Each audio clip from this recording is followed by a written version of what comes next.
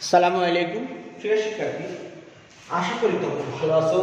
আলহামদুলিল্লাহ, আমি তোমাদের দোয়ায় ভালো আছি। আমি গত 7টি ক্লাসে পর্যায়বৃত্ত গতি অধ্যায়ের বেশ কয়েকটি টপিকস নিয়ে আলোচনা করছিলাম। আজকে আমি 8ম ক্লাসে আমার সরলদোলক এবং সরলদোলকের বৈশিষ্ট্য ও সরলদোলক সম্পর্কিত অন্যান্য রাশিমালা নিয়ে আলোচনা করব। দেখো প্রিয় শিক্ষার্থী, আশা করি তোমরা আগের ক্লাসগুলি বুঝতে পারছো। আর সবচেয়ে বড় কথা হচ্ছে যে আমি এই অধ্যায়ের উপর অনলাইন ক্লাসগুলির শেষে একটি অনলাইন পরীক্ষা নেব।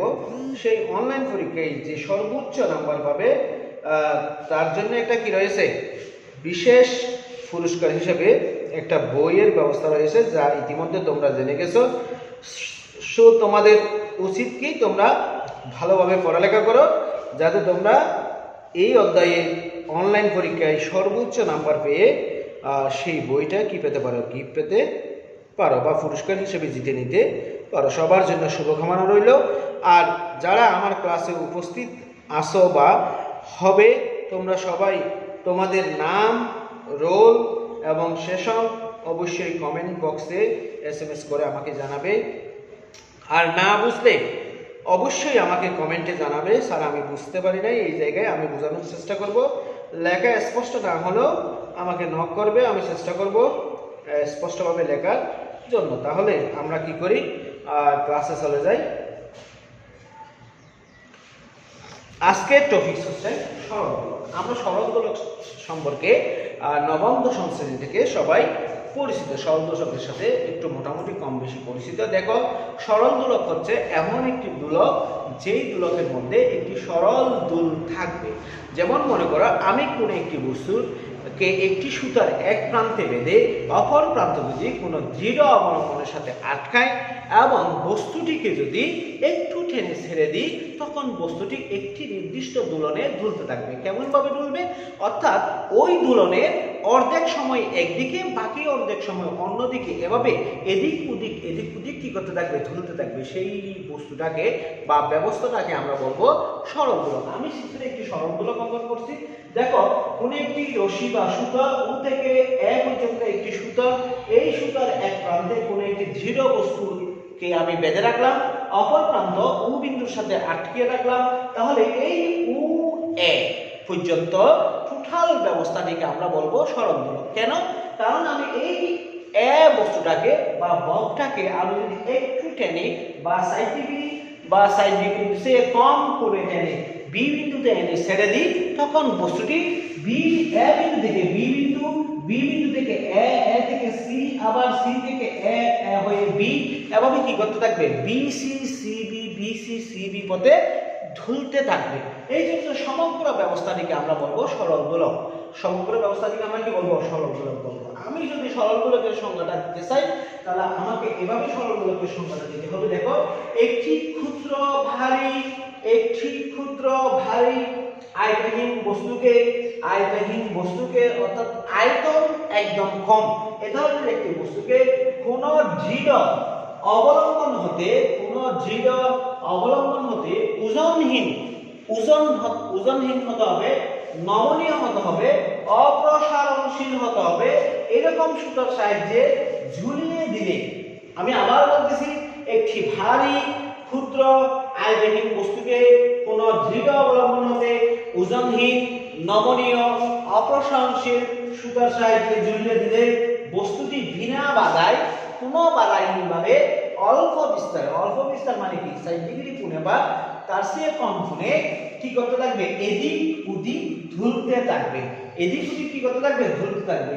তবে সুতা সহ সমগ্র ব্যবস্থাটিকে আমরা বলবো সরল দোলক। তখন সুতা সহ সমগ্র ব্যবস্থাটিকে আমরা কি বলবো, সরল দোলক বলবো। আশা করি তোমরা সরল দোলক সম্পর্কে ধারণা পেয়েছো। আমি আবার বলতেছি, একটি বস্তু, যে বস্তু সুতার এক প্রান্তে আটকিয়ে সুতার অন্য প্রান্তকে যদি আমি কোনো দৃঢ় বস্তুর সাথে কি করি, আটকিয়ে দিই, তখন দেখা যাবে যে সুতা সহ বস্তুটি কি করতেছে, এদিক ওদিক ঝুলতেছে। কখন দুলবে? যখন আমি বস্তুটিকে 60 ডিগ্রি কোণ বা তার চেয়ে কম কোণে টেনে ছেড়ে দেবো, তখন ধুলনটা এমন হবে, দেখা যাবে যে সময়ের বা ধুলনের একটি নির্দিষ্ট সময় একদিকে, বাকি নির্দিষ্ট সময় অন্যদিকে, এভাবে যদি দুলতে থাকে, তখন আমরা সুতা সহ বস্তু সহ সমগ্র ব্যবস্থাটিকে আমরা বলবো সরল দোলক। সরল দোলক। বাস্তবে এরকম ক্ষুদ্র, এরকম নমনীয়, এরকম অপ্রসারণশীল, এরকম ওজনহীন সুতো তেমন পাওয়া যায় না বিদায় বাস্তবে আদর্শ সরল দোলক কোথাও পাওয়া যায় না। আমি আবার বলতেছি, প্রকৃত সরল দোলক তৈরি কখনো সম্ভব নয়, কারণ প্রকৃত সরল দোলক তৈরি করতে গেলে আমাকে অবশ্যই ওজনহীন সুতা লাগবে, নমনীয় সুতা লাগবে, অপ্রসারণশীল সুতা লাগবে। কিন্তু বাস্তবে নমনীয়, অপ্রসারণশীল এবং ওজনহীন সুতা পাওয়া যায় না বা বাধাহীন দোলন তৈরি করা সম্ভব হয় না বিদায় প্রকৃত সরল দোলক তৈরি করা সম্ভব নয়। তবে কোনো একটি বস্তুকে, ক্ষুদ্র একটি বস্তুকে ফাঁক চিহ্ন তো, যেটা পেঁচালো অর্থাৎ পেঁচহীন সুতার সাহায্যে যদি আমি দৃঢ় অবস্থান থেকে ঝুলিয়ে দিই, তখন সেটাকে আমরা সরল দোলক হিসেবে কি করে নিই, মনে করে নিই। তাহলে আমরা প্রকৃত সরল দোলক তৈরি করতে পারি না, কিন্তু কোনো একটা বস্তুকে সুতার সাহায্যে বেঁধে ঝুলিয়ে দিলে সেটাকে আমরা সরল দোলক হিসেবে কি করে নিই, মনে করে নিই। সরল দোলকের, আদর্শ সরল দোলকের কিছু বৈশিষ্ট্য রয়েছে। আদর্শ সরল দোলকের কিছু বৈশিষ্ট্য রয়েছে, আমরা সেই বৈশিষ্ট্যগুলো একটু দেখব। সরল দোলকের বৈশিষ্ট্য। সরল দোলকের বৈশিষ্ট্য, 1 নম্বর বৈশিষ্ট্য দেখো,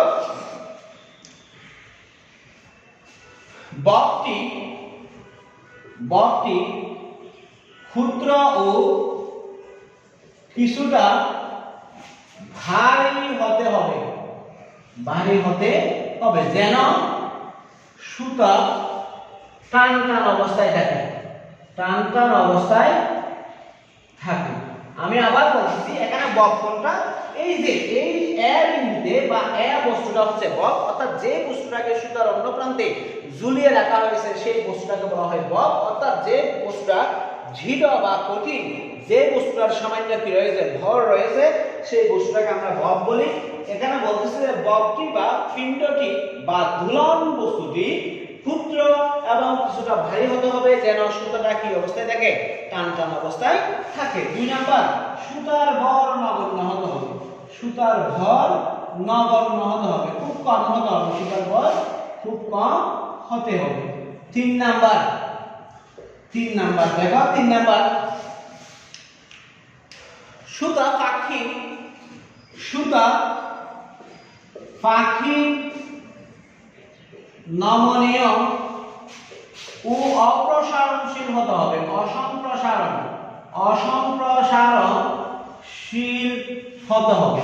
আমি আবার বলতেছি, সুতা হতে হবে কিরকম, পাখি, অর্থাৎ সুতায় কোনো প্রকার ফাঁক থাকতে পারবে না। 2 নাম্বার,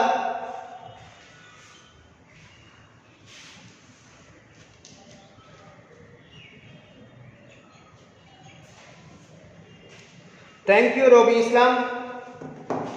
তাহলে সুতা পাখি নমনীয় ও অসম্প্রসারণশীল হতে হবে। 4 নাম্বার, ধুলক পিণ্ড বিনা বাধায় দুলতে হবে। ধুলক পিণ্ড বা বক বিনা বাধায় দুলতে হবে। আবার বলতেছি, ধুলক পিণ্ড বা বক বিনা বাধায় কি হবে, দুলতে হবে। 4 নাম্বার। আর 5 নাম্বার বৈশিষ্ট্য হচ্ছে দৃঢ় অবলম্বন হতে সুতাকে ঝুলাতে হবে। দৃঢ় অবলম্বন হতে সুতাকে ঝুলাতে হবে। দৃঢ় অবলম্বন হতে সুতাকে কি করতে হবে, ঝুলাতে হবে। 6 নাম্বার, ধুলকের গতি সরল সন্ধিত হতে হবে। ধুলকের গতি সরল সন্ধিত হতে হবে। তারা আমরা দেখেছি যে মোটামুটি প্রকৃত সরল দোলকের কয়েকটি বৈশিষ্ট্য থাকা প্রয়োজন। তার মধ্যে অন্যতম কয়েকটি বৈশিষ্ট্য আমি এখানে লিখলাম।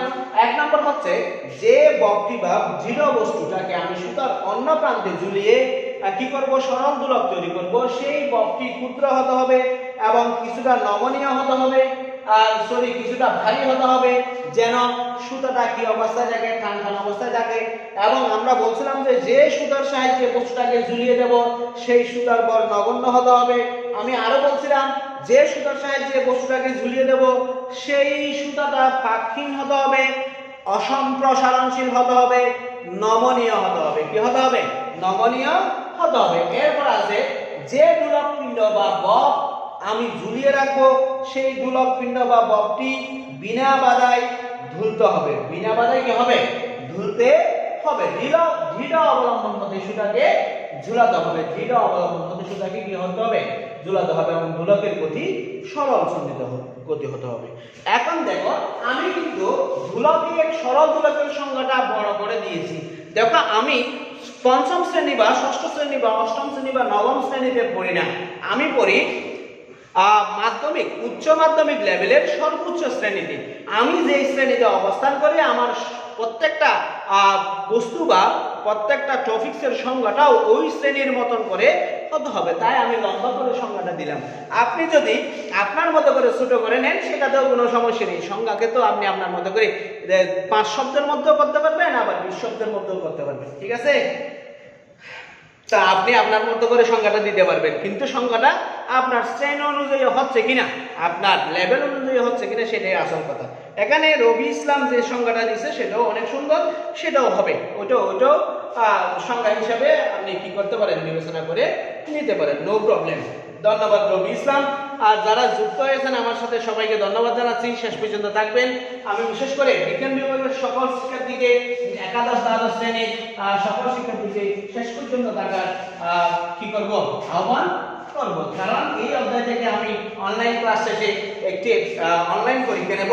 সেই অনলাইন পরীক্ষায় যে সর্বোচ্চ নাম্বার পাবে তাকে পদার্থ বিচিত্রা নামে একটা বই, অর্থাৎ অ্যাডমিশন টেস্টের একটা বই আমি কি করব, গিফট করব।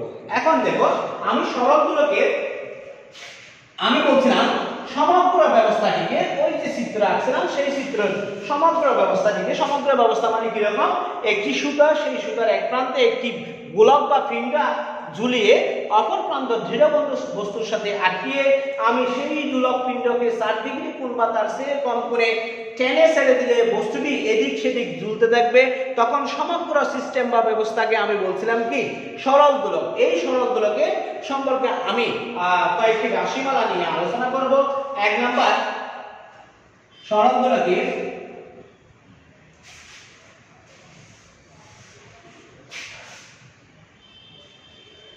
সরল দোলক সম্পর্কিত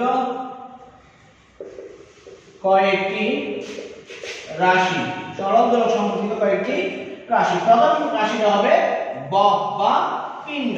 বব বা কি, পিণ্ড বা গোলক বা কি, গোলক। অর্থাৎ বব বা পিণ্ড হচ্ছে এমন একটি দৃঢ় বা ভারী বস্তু, যে ভারী বস্তু সুতার অন্য প্রান্তে ঝুলিয়ে রাখা হয়। সুতার অন্য প্রান্তে কি করা হয়, ঝুলিয়ে রাখা হয়, সেই ভারী বস্তুটাকে আমরা বব বা পিণ্ড বলি। যখন এই চিত্রটা যদি আমি দেখি এবং উ থেকে এ পর্যন্ত যদি সুতা হয়, এই উ থেকে এ এর শেষ বিন্দু এতে, শেষ প্রান্ত এতে একটি গোলাকার বস্তু ঝুলিয়ে রাখছি, যেই গোলাকার বস্তুর সামান্য ভর রয়েছে এবং এই ভর থাকার কারণে সুতাটি টান টান অবস্থায় রয়েছে, সেই গোলাকার বস্তুটিকে আমরা বলবো বা দৃঢ় বস্তুটিকে আমরা বলবো বব।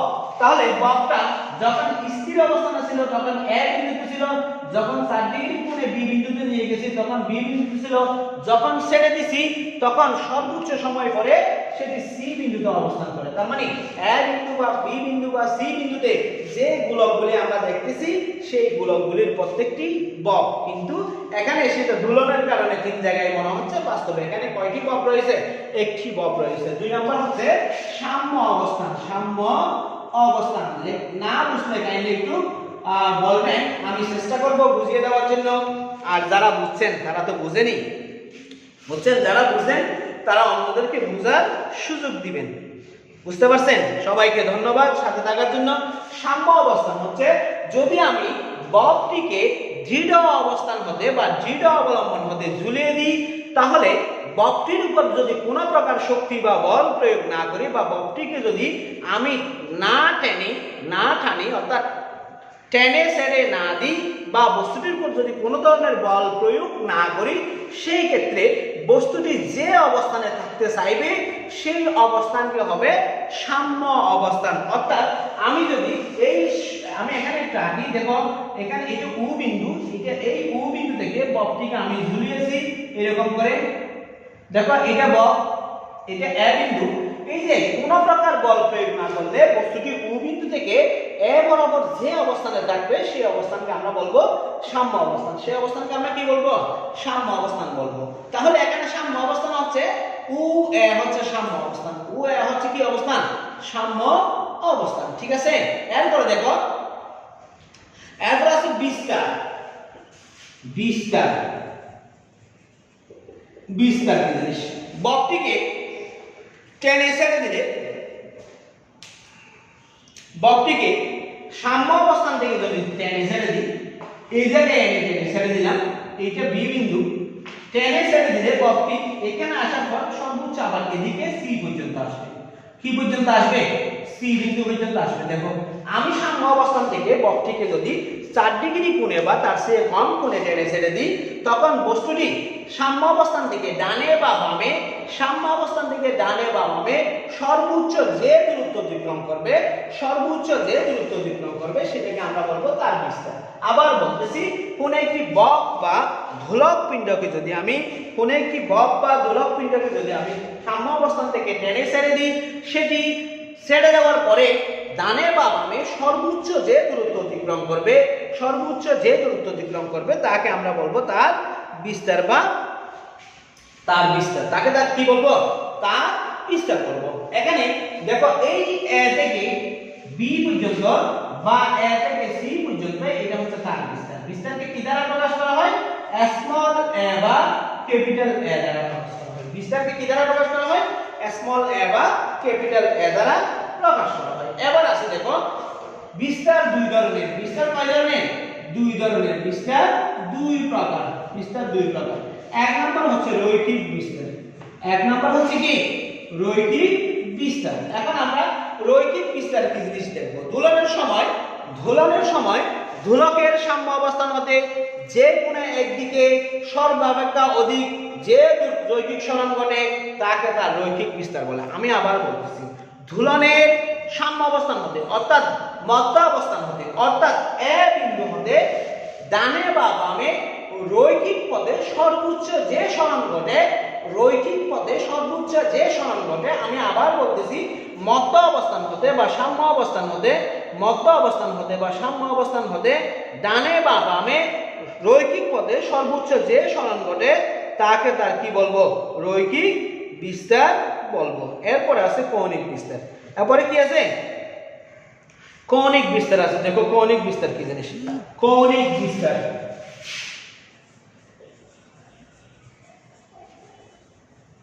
এরপর আছে কৌণিক বিস্তার।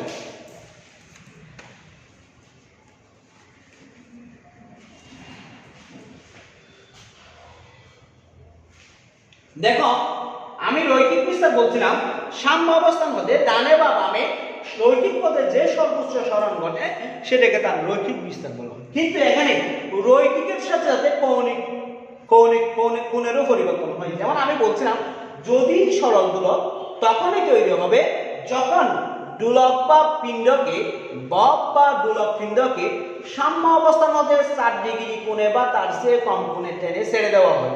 এখানে 4 ডিগ্রি কোণে বা তার চেয়ে কম কোণে ছেড়ে দেওয়া মানে কি? অর্থাৎ এই কণাটির বা এই বস্তুটির বা এই বকটির বিস্তার সর্বোচ্চ 4 ডিগ্রি পর্যন্ত হতে হবে।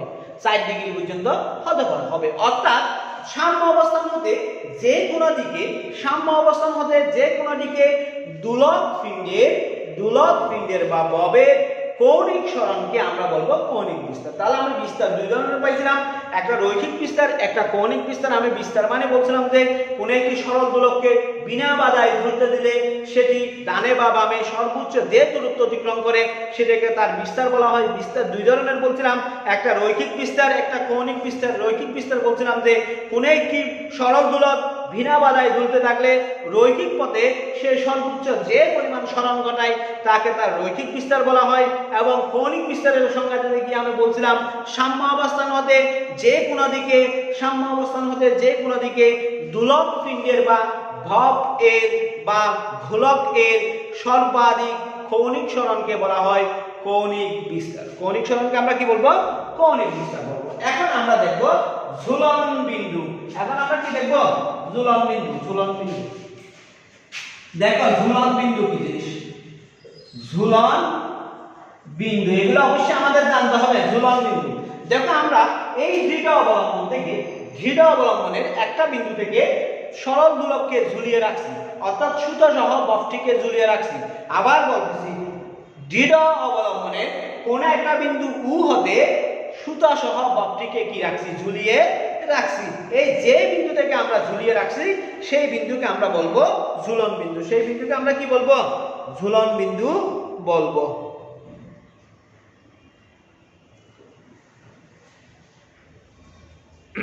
ঠিক আছে, তাহলে আমরা কি বলবো, সাম্যাবস্থান হতে যে, আমি বলছি কি কোন দৃঢ় অবলম্বনের যে কোনো বিন্দু হতে, কোন দৃঢ় অবলম্বনের যে কোনো বিন্দু হতে সরল দোলক সহ সুতা সহ দোলকটিকে ঝুলিয়ে রাখা হয়, সেই বিন্দুটিকে বলা হবে ঝুলন বিন্দু বা ঝুলন বিন্দু, বা যে বিন্দু থেকে ঝুলানো হয় সেই বিন্দু। এখানে উ হচ্ছে ঝুলন বিন্দু, উ হচ্ছে কি বিন্দু, ঝুলন বিন্দু, উটা হচ্ছে ঝুলন বিন্দু। এবার দেখো দোলন বিন্দু, দোলন বিন্দু, দোলন বিন্দু। দেখো দেখো আমরা যখন কোনো বস্তুকে ঝুলিয়ে রাখি বা কোনো বস্তুকে যখন আমরা ঝুলতে দিই, কোনো বস্তুকে যখন আমরা কি দিই, ঝুলতে দিই, তখন বস্তুটার কেন্দ্র, যে বস্তুটার কেন্দ্র যে বিন্দু দ্বারা চিহ্নিত হয় সেই বিন্দুটাকে আমরা বলবো ঝুলন বিন্দু। দেখো আমি যদি উ বিন্দু থেকে বস্তুটাকে ঝুলিয়ে রাখি, সুতা সহ ববকে যদি আমি ঝুলিয়ে রাখি, তাহলে ববের ভার কেন্দ্র হচ্ছে, ববের ভার কেন্দ্রকে যদি আমি এ দ্বারা কল্পনা করি, কেন একটু দেখবা, ববের ভার কেন্দ্রকে যদি আমি এ দ্বারা কল্পনা করি, আমি এটা একটু মুছে ফেলি, এটা মনে করে একটা বব, এটার ভার কেন্দ্র হচ্ছে এ, এই এ বিন্দু হচ্ছে বস্তুটির ঝুলন বিন্দু, এ বিন্দু হচ্ছে বস্তুটির কি বিন্দু, ঝুলন বিন্দু। অর্থাৎ বব বা গোলকের ভার কেন্দ্রকে বলা হয় ঝুলন বিন্দু, বব বা গোলকের ভার কেন্দ্রকে কি বলা হয়, ঝুলন বিন্দু। এখন আমি আরেকটু দেখাবো কাইন্ডলি, দেখো আমার আরেকটা জিনিস আছে, কার্যকরী দৈর্ঘ্য, কার্যকরী দৈর্ঘ্য, কার্যকরী দৈর্ঘ্য মানে টোটাল দৈর্ঘ্য কত, ঝুলন বিন্দু থেকে ববের কেন্দ্র পর্যন্ত, ঝুলন বিন্দু থেকে ববের কেন্দ্র পর্যন্ত দৈর্ঘ্যকে বলা হয় কার্যকরী দৈর্ঘ্য। এখানে দেখো ঝুলন বিন্দু উ এবং ববের কেন্দ্র হচ্ছে এ, তার মানে উ থেকে এ পর্যন্ত দূরত্বকে বলা হয় কার্যকরী দৈর্ঘ্য। এই কার্যকরী দৈর্ঘ্যকে এল দ্বারা প্রকাশ করা হয়। কিন্তু এখানে দেখো এই যে এখান থেকে শুরু করে, অর্থাৎ ঝুলন বিন্দু থেকে ববের উপর পর্যন্ত, ববের পরিধির উপর পর্যন্ত দূরত্বকে যদি আমি স্মল এল দ্বারা প্রকাশ করি, ঝুলন বিন্দু থেকে ববের উপর পর্যন্ত দৈর্ঘ্যকে যদি আমি স্মল এল দ্বারা প্রকাশ করি এবং এই বিন্দুটাকে যদি আমি ডি বিন্দু কল্পনা করি, তাহলে আমরা দেখতেছি যে এটা যদি এ হয়, এটা যদি ডি হয়, এটা যদি উ হয়, তাহলে কেন্দ্র কার্যকরী দৈর্ঘ্য এল সমান উ ডি প্লাস ডি এ, উ ডি প্লাস ডি এ। আমি বলছি উ ডি সমান স্মল এ, উ ডি সমান কি স্মল এ, ডি এ সমান কি, এই ডি এটা হবে ববের ব্যাসার্ধ, ডি এটা হবে কিসের ব্যাসার্ধ, ববের ব্যাসার্ধ। তাহলে আমি এখানে লিখতে পারি ববের ব্যাসার্ধকে যদি এল দ্বারা প্রকাশ করি, তাহলে আমরা কার্যকরী দৈর্ঘ্য ক্যাপিটাল এল সমান পাবো স্মল এল প্লাস আর, স্মল এল প্লাস আর। অর্থাৎ কার্যকরী দৈর্ঘ্য ক্যাপিটাল এল সমান সুতার দৈর্ঘ্য প্লাস গোলকের ব্যাসার্ধ, সুতার দৈর্ঘ্য প্লাস কিসের ব্যাসার্ধ, গোলকের ব্যাসার্ধ। আশা করি তোমরা সরল গোলক এবং সরল গোলক সম্পর্কিত যে কয়েকটি টার্ম নিয়ে আমি আলোচনা করলাম সেগুলি বুঝতে পারছো। এগুলি থেকে পরীক্ষায় ক নাম্বারের বা জ্ঞানমূলক প্রশ্ন আসতে পারে, তোমরা একটু পড়ে নিও, এগুলি ভার্সিটি ভর্তি পরীক্ষায়ও আসতে পারে।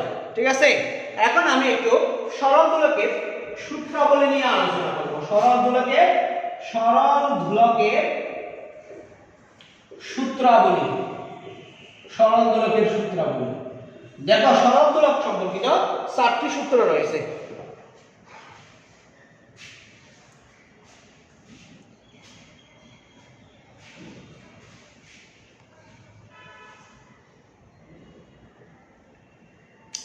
সরল দোলক সম্পর্কিত 4টি সূত্র রয়েছে।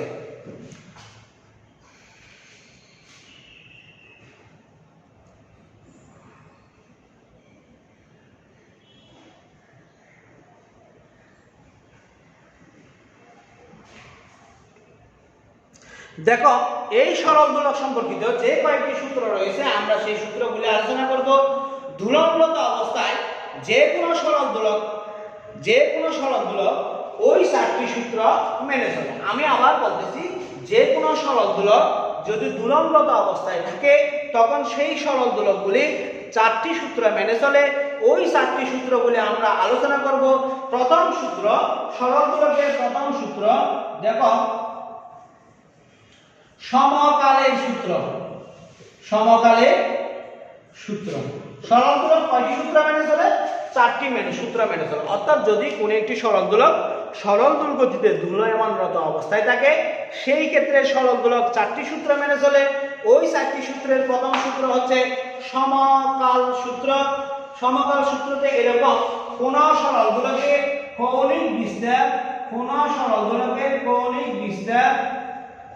60 ডিগ্রি, কোন সরল দোলকের কৌণিক বিস্তার 4 ডিগ্রি বা তার চেয়ে কম হলে, বা আমি যদি এভাবে লিখি কোন সরল দোলকের কৌণিক বিস্তার অল্প হলে অর্থাৎ theta is less than equal 4 degree. যদি কৌণিক বিস্তার 4 ডিগ্রি বা 4 ডিগ্রির কম হয়, যদি কৌণিক বিস্তার 4 ডিগ্রি বা 4 ডিগ্রির কম হয় সেই ক্ষেত্রে কার্যকরী দৈর্ঘ্য এবং কার্যকরী দৈর্ঘ্য অপরিবর্তিত থাকে। আমি আবার বলতেছি, কোন সরল দোলকের কৌণিক বিস্তার অল্প হলে অর্থাৎ theta is less than equal 60 degree, 4 degree এবং কার্যকরী দৈর্ঘ্য যদি সব সময় অপরিবর্তিত থাকে সেই ক্ষেত্রে দোলকের দোলনকাল সর্বদা একই হবে। দোলকের দোলনকাল সর্বদা একই হবে। দোলকের দোলনকাল সর্বদা কি হবে? একই হবে। আমি আবার বলতেছি, কৌণিক বিস্তার অল্প হলে অর্থাৎ theta is less than equal 4 degree এবং কার্যকরী দৈর্ঘ্য যদি অপরিবর্তিত থাকে দোলকটিকে যে কোনো জায়গায় নিয়ে গেলে বা যে কোনো অবস্থানে তার দোলনকাল সবসময় কি থাকবে? অপরিবর্তিত থাকবে। এটাকে বলা হয় সমকালের সূত্র। এখানে দোলক যদি টি হয়, দোলনকাল যদি টি হয় তাহলে টি সমান কি হবে? ধ্রুব হবে। টি সমান কি হবে? ধ্রুব রাশি হবে। আমি আবার বলতেছি, যদি কৌণিক বিস্তার অল্প হয় এবং কার্যকরী দৈর্ঘ্য অপরিবর্তিত থাকে সেই ক্ষেত্রে কি হবে? যে সরল দোলক যে কোনো অবস্থানে তার দোলনকাল সবসময় কি থাকবে? ধ্রুব দেখাবে। সরল দোলক যে কোনো অবস্থানে তার দোলনকাল কি দেখাবে? ধ্রুব দেখাবে। এখন আমি দ্বিতীয় সূত্রটা দেখব। দ্বিতীয় সূত্রটা হচ্ছে দৈর্ঘ্যের সূত্র। দ্বিতীয় সূত্র দৈর্ঘ্যের সূত্র। দ্বিতীয় সূত্রটা হচ্ছে কি? দৈর্ঘ্য সূত্র। আমার আগের মতন কৌণিক বিস্তার যদি অল্প হয় অল্প কত? থিটা অবশ্যই 60 ডিগ্রির চেয়ে কম বা সমান। 60 ডিগ্রির চেয়ে কম বা কি হবে? সমান হবে। নির্দিষ্ট স্থানে সরল দোলকের দোলনকাল তার কার্যকরী দৈর্ঘ্যের বর্গমূলের সমানুপাতিক হবে। কার্যকরী দৈর্ঘ্যের বর্গমূলের কি অনুপাতিক হবে? সমানুপাতিক হবে। আমি আবার বলতেছি, সরল দোলকের কৌণিক বিস্তার অল্প হলে theta is less than equal 60 degree অর্থাৎ 60 ডিগ্রির চেয়ে কম হলে যে কোনো অবস্থানে সরল দোলকের দোলনকাল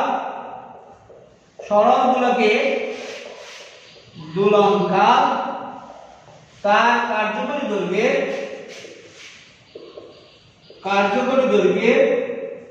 সরল দোলকের দোলনকাল তার কার্যকরী দৈর্ঘ্যের কি হবে? বর্গমূলের সমানুপাতিক হবে। বর্গমূলের সমানুপাতিক হবে।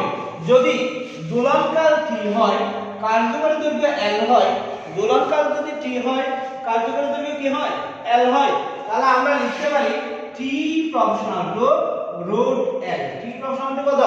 রোড এল। আমি আবার বলতেছি কোন একটি সরল দোলক, সেই সরল দোলকের কৌণিক বিস্তার যদি অল্প হয়, অল্প মানে কত ডিগ্রি, অবশ্যই 60 ডিগ্রি চেয়ে কম, সেই ক্ষেত্রে সরল দোলকের যে কোনো অবস্থানে দোলনকাল হবে কার্যকরী দৈর্ঘ্যের বর্গমূলের সমানুপাতিক। যদি কার্যকরী দৈর্ঘ্য l এবং দোলনকাল t হয়, তাহলে আমরা লিখতে পারি t proportional two road l। এটাকে আমি 1 নং সমীকরণ দিলাম। এই কয় নং সমীকরণ দিলাম?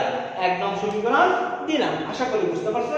এখান থেকে আমরা আরো অনেক কিছু বের করতে পারি, আমরা আপাতত বের করব না, আমরা সরাসরি তৃতীয় সূত্রে চলে যাব এবং চতুর্থ সূত্র শেষ করে আমরা টোটাল ক্যালকুলেশনে যাব। এখন আমরা তৃতীয় সূত্রটা দেখব। ফাইনালি তৃতীয় সূত্রটা হচ্ছে অভিকর্ষ ত্বরণের সূত্র। তৃতীয় সূত্র হচ্ছে অভিকর্ষ ত্বরণের সূত্র। অভিকর্ষ ত্বরণের সূত্র। তৃতীয় সূত্রটা কিসের সূত্র? অভিকর্ষ ত্বরণের সূত্র। আমরা আগের মতন বলতে পারি কৌণিক বিস্তার অল্প হলে, কৌণিক বিস্তার অল্প হলে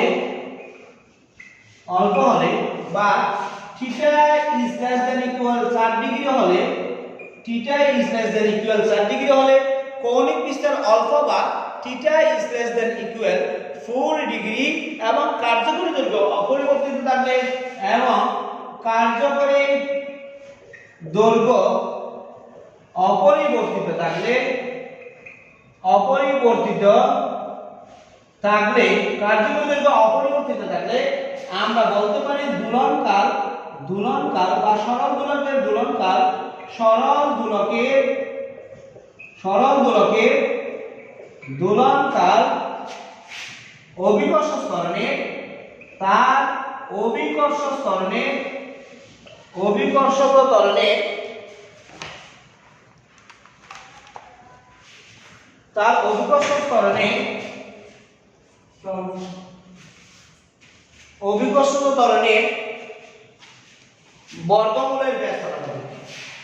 বর্গমূলের ব্যস্ত আনুপাতিক।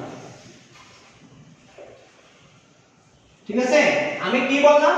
আমি বলছি যে কি কৌণিক বিস্তার অল্প হলে, অর্থাৎ theta is less than equal 4 degree হলে এবং কার্যকরী দৈর্ঘ্য অপরিবর্তিত থাকলে, তাহলে সরল দোলকের যে দোলনকাল হবে সেই দোলনকালটা ওই স্থানের অভিকর্ষ ত্বরণের বর্গমূলের ব্যস্ত আনুপাতিক হবে।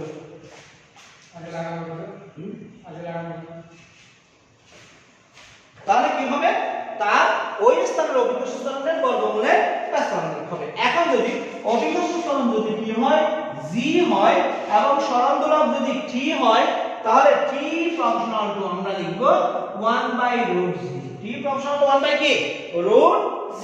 আমরা এটা লিখব t প্রপোর্শনাল টু 1/√g। এটাকে আমি 2 নং সমীকরণ দ্বারা চিহ্নিত করতে পারি। তাহলে আমরা দৈর্ঘ্যের সমীকরণ আমরা পেয়েছিলাম, দৈর্ঘ্যের সূত্র আমরা পেয়েছিলাম, যদি কৌণিক বিস্তার অল্প হয় এবং অর্থাৎ 60 ডিগ্রি কোণের চেয়ে সমান বা তার চেয়ে কম হয়, সেই ক্ষেত্রে দোলকটির যে কোনো অবস্থানে দোলনকাল কার্যকরী দৈর্ঘ্যের বর্গমূলের সমানুপাতিক। এবং আমরা অভিকর্ষ ত্বরণের সূত্রে পেলাম, যদি কার্যকরী দৈর্ঘ্য অপরিবর্তিত থাকে এবং কৌণিক বিস্তার অল্প হয়, অল্প মানে কত, 4 ডিগ্রি সমান বা 4 ডিগ্রির চেয়ে কম হয়, সেই ক্ষেত্রে ওই দোলনের দোলনকাল, ওই দোলকের দোলনকাল, ওই সরল দোলকের দোলনকাল ওই স্থানের অভিকর্ষ ত্বরণের বর্গমূলে ব্যস্তানুপাতিক হবে। বর্গমূলের কি আনুপাতিক হবে? ব্যস্তানুপাতিক হবে। এখন আমরা ভরের সূত্রটা লিখব।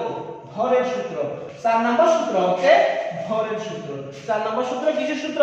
ভরের সূত্র। দেখো চতুর্থ সূত্র ভরের সূত্র। দেখো ভরের সূত্রে কি হয়, যদি কৌণিক বিস্তার অল্প হয় এবং কার্যকরী দৈর্ঘ্য অপরিবর্তিত থাকে, কৌণিক বিস্তার যদি অল্প হয় এবং কার্যকরী দৈর্ঘ্য যদি অপরিবর্তিত থাকে, সেই ক্ষেত্রে কোন স্থানে সরল দোলকের দোলনকাল, কোন স্থানে সরল দোলকের দোলনকাল ববের ভর, আকার, আয়তন বা উপাদানের উপর নির্ভর করে না। দেখো যদি কৌণিক বিস্তার অল্প হয়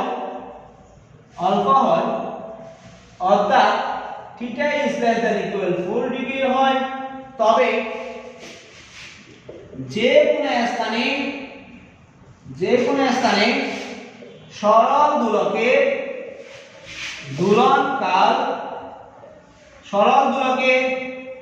দুলনকাল তার ববে, বব মানে গোলক, বব মানে কি গোলক, ববের আকার আয়তন, ববের আকার আয়তন বা উপাদানের উপর কি করবে না, উপাদানের উপর নির্ভর করবে না, নির্ভর করবে না বা করে না।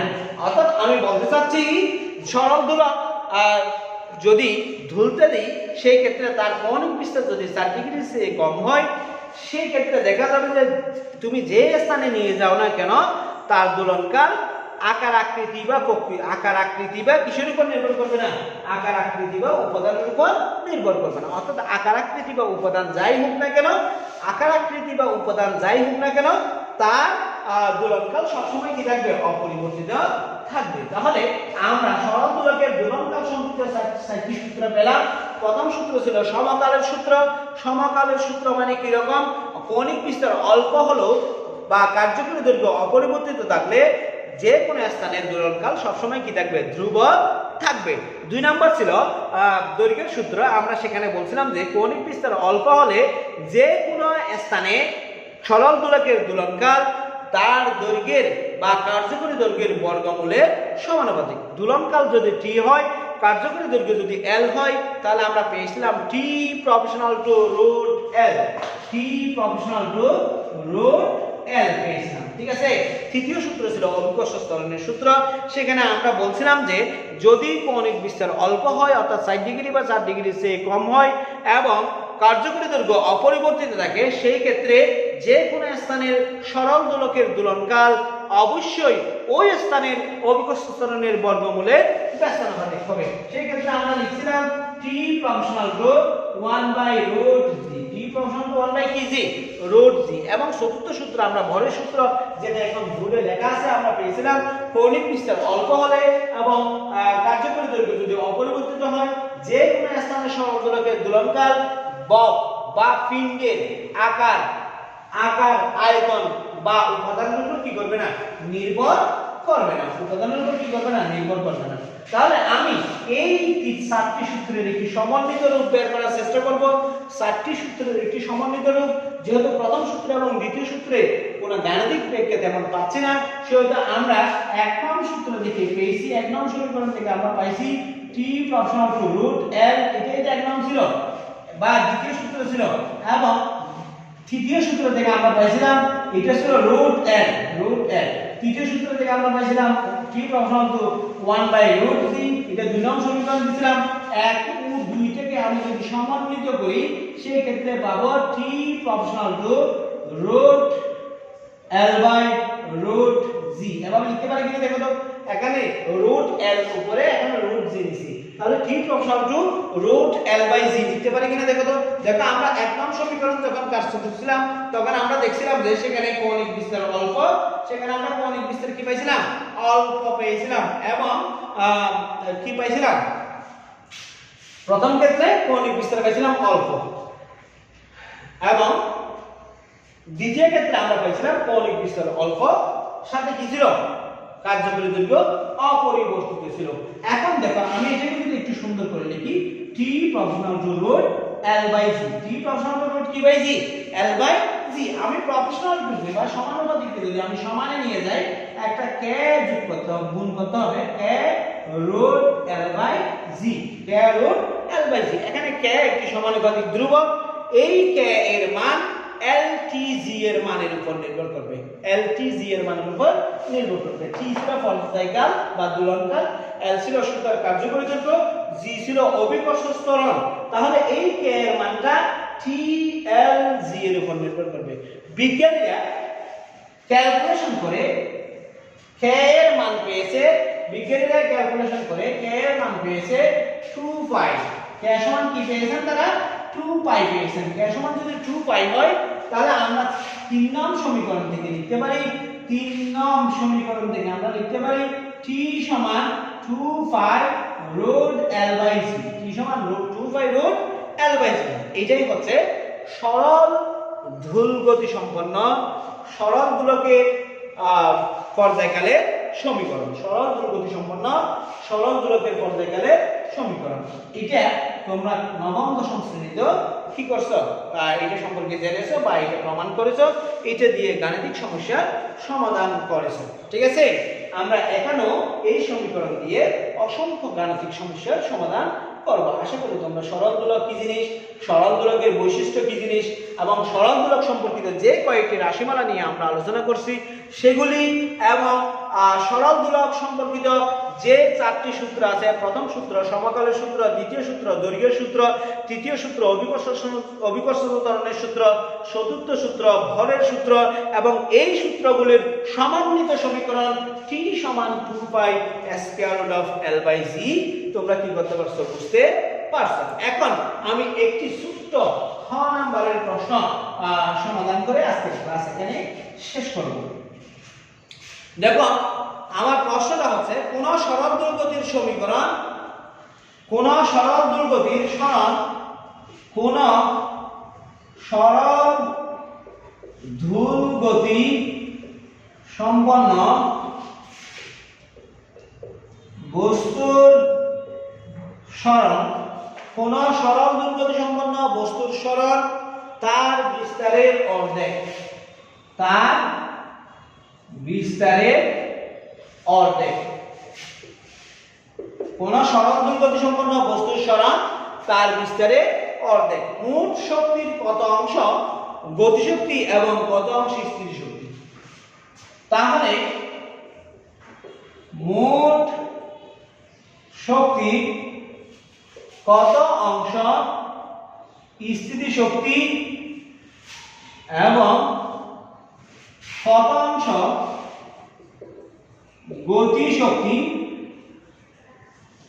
গতিশক্তি হবে। অর্থাৎ যদি কোন সরল সন্দিগ্ধ স্পন্দনে বা সরল গতিতে দোলায়মান কোন সরল দোলক এর সরল বিস্তারের অর্ধেক হয়, বিস্তারের কত হয়, অর্ধেক হয়, অর্থাৎ যে অবস্থানে সরল বিস্তারের অর্ধেক হবে সেই অবস্থানে মোট শক্তির কত অংশ স্থিতি শক্তি এবং কত অংশ কি শক্তি হবে, গতিশক্তি হবে, সেটা আমরা বের করব। সেটা আমরা কি করব, বের করব। কাইন্ডলি একটু দেখো প্লিজ। আমরা জানি বা এখানে লিখি, মনে করি মোট শক্তি ই, স্থিতি শক্তি ই পি দ্বারা চিহ্নিত করি স্থিতি শক্তিকে, এবং গতিশক্তিকে আমরা ই কে দ্বারা চিহ্নিত করি। ই কে kinetic energy, potential energy, total energy. তাহলে আমরা ই সমান লিখতে পারি ই কে ই পি প্লাস ই কে। আমরা জানি যে মোট শক্তি সমান গতিশক্তি প্লাস স্থিতি শক্তি, মোট শক্তি সমান গতিশক্তি প্লাস কি শক্তি, স্থিতি শক্তি। ঠিক আছে, আমরা জানি যে যদি বিস্তার বা সরণ সর্বোচ্চ হয়, সেই ক্ষেত্রে আমরা জানি মোট শক্তি হাফ কে এ স্কয়ার, হাফ কে এ স্কয়ার। ঠিক আছে কিনা? এটা তো আমরা আগে থেকেই পড়ছি, আগের টার্মগুলি পড়ার সময় আমরা এটা পড়ছিলাম যে যদি বিস্তার সর্বোচ্চ হয় তাহলে মোট শক্তি কে এ স্কয়ার হবে। কারণ আমরা জানি যে যেখানে বিস্তার সর্বোচ্চ সেখানে বিভব শক্তি হবে হাফ কে এ স্কয়ার এবং গতিশক্তি হবে 0। তাহলে টোটাল আমরা পাবো হাফ কে এ স্কয়ার, হাফ কে কি স্কয়ার এ স্কয়ার। আবার দেখো আমরা ওমেগা স্কয়ার সমান জানি যে কে বাই এম, ওমেগা স্কয়ার সমান আমরা কি জানি, কে বাই এম জানি। কাইন্ডলি একটু দেখো, ওমেগা স্কয়ার সমান আমরা কে বাই এম জানি, বা K equal M omega square, K equal M omega square. তাহলে আমি এখানে যদি বসাই half M omega square A square কি সমান, টোটাল শক্তি সমান, টোটাল শক্তি ইকুয়াল আমরা পাচ্ছি half omega half M omega square A square, এটা আমরা পাচ্ছি। এখন দেখো গতিশক্তিকে আমরা কি দ্বারা প্রকাশ করছিলাম, ই কে দ্বারা প্রকাশ করছিলাম। গতিশক্তিকে আমরা ই কে দ্বারা প্রকাশ করছিলাম এবং ই কে সমান আমরা লিখতে পারি, আমরা আগের টার্মগুলিতে এগুলি প্রমাণ করছিলাম, আমরা ই কে সমান লিখতে পারি half M omega square square minus x square square minus K square X square. এখানে যদি ক্যাপিটাল এ লিখছি এখানেও ক্যাপিটাল এ লিখি। আমরা গতিশক্তি ই কে সমান জানি যে half M omega square square minus x square.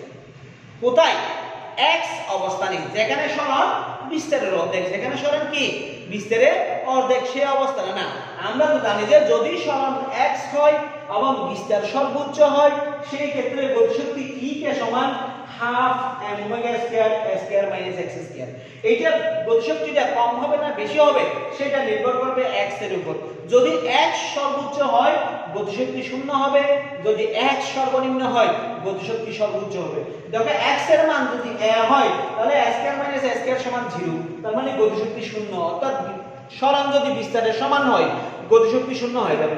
আবার দেখো x সমান 0 অর্থাৎ বস্তুটি সাম্য অবস্থানে অবস্থান করে, সেই ক্ষেত্রে a স্কয়ার মাইনাস 0 তার মানে a স্কয়ার, তার মানে গতিশক্তি কি হয়ে যাবে সর্বোচ্চ হয়ে যাবে। এখন আমাকে বলছে যে x ইকুয়াল সরণ ইকুয়াল বিস্তারের অর্ধেক, বিস্তারের অর্ধেক। আমাকে বলছে বিস্তারের অর্ধেক সরণে কি রকম হবে, গতিশক্তি কত হবে, স্থির শক্তি কত হবে।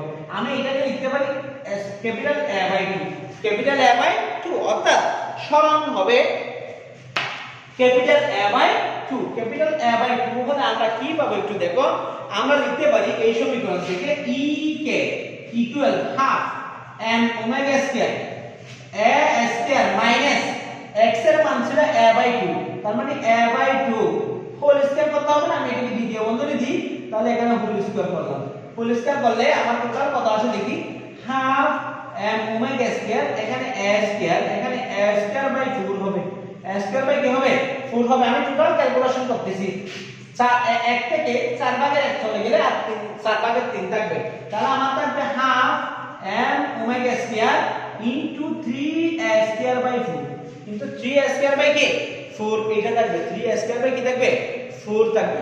ঠিক আছে, এটা হচ্ছে কি শক্তি, গতিশক্তি। কি অবস্থানে, x সমান a বাই 2 অবস্থানে, x সমান কি অবস্থানে a বাই 2 অবস্থানে, x সমান a বাই 2 অবস্থানে যদি এটা কি হয় গতিশক্তি হয়, তাহলে আমাকে ওই অবস্থানে স্থিতি শক্তি বের করতে হবে। ওই অবস্থানে কি শক্তি বের করতে হবে, স্থিতি শক্তি বের করতে হবে। স্থিতি শক্তি হবে EP, স্থিতি শক্তি কি হবে EP। আমরা জানি যে x দূরত্বে বা x সরণে কোন বস্তুর স্থিতি শক্তি half k a square, half k x square, half k square k x square.